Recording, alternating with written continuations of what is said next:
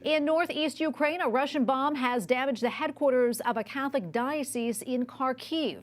There were no injuries among the 40 people who were sheltering in the basement. However, the Russian bombardment struck nearby civilian buildings, resulting in an unknown number of deaths and injuries, including children. And joining me now is Bruen, president of Global Situation Room and former director of global engagement at the White House. Brett, welcome. Thank you so much for joining us today. We appreciate it. We have a lot to get to, but I want to start with the European Union moving forward with Ukraine's ask to join the bloc.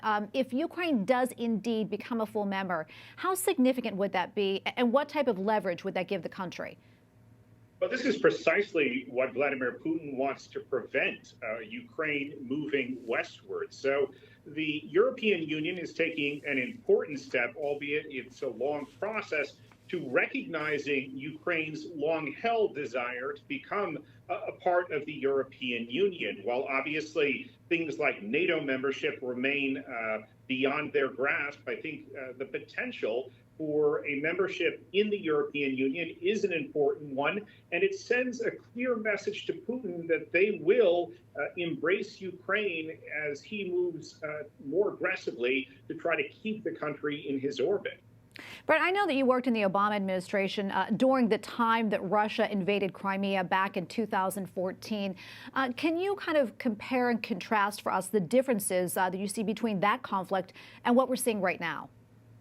Well, first and foremost, we're seeing a heck of a lot more resolve and commitment on the part of our European partners to take action against Russia. I mean, I remember the struggles that we had to get even simple economic sanctions in place. And it's almost as though Europe has finally woken up to realize the danger that Putin's Russia represents, not only for Ukraine, but for their own security. And I think they are taking a number of important steps, not least of which was Germany's both shipment of arms to Ukraine, but also a commitment to significantly increase defense spending.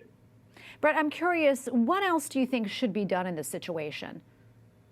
Well, several things. One, I think the United States can do a lot more to disrupt Russian military operations. While we may not be in a position to go into combat against Moscow's troops, we could certainly launch cyber attacks that would disrupt their communications. We could create confusion. And I think also, importantly, we could send a team in to protect Vladimir Zelenskyy as well as other key Ukrainian leaders and send a message to Moscow that these men are off limits. And we have done this in other countries. I've been part of some of that work, and I think it's an important way to secure the Ukrainian government.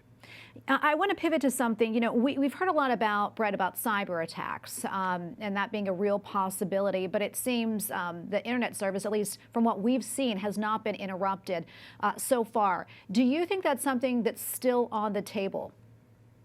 Well, I think cyber attacks on several fronts. Obviously, we witnessed today Russia's very direct missile attack against the TV and radio towers. Russia is going to try to disrupt communications of all sorts.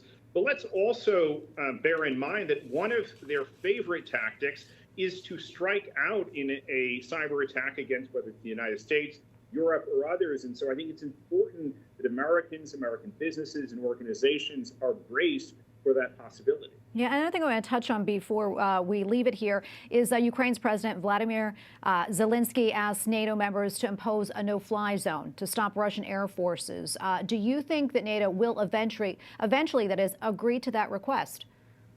We have to avoid a Syria scenario here where we saw mass atrocities by Bashar al-Assad in dropping both chemical as well as other biological weapons against his own people. And the images coming out of Kharkiv and other places in Ukraine today, you mentioned in your opening, attacks on civilian targets. I think NATO, the United States in particular, has a moral obligation to come to the defense of civilians who are in such danger. And clearly, Putin is throwing any notion of international law, of human rights out the window, and we have to step in. Well, Brett, unfortunately, we have to leave it right there. Thank you so much for your time, and thank you for your analysis today. You bet.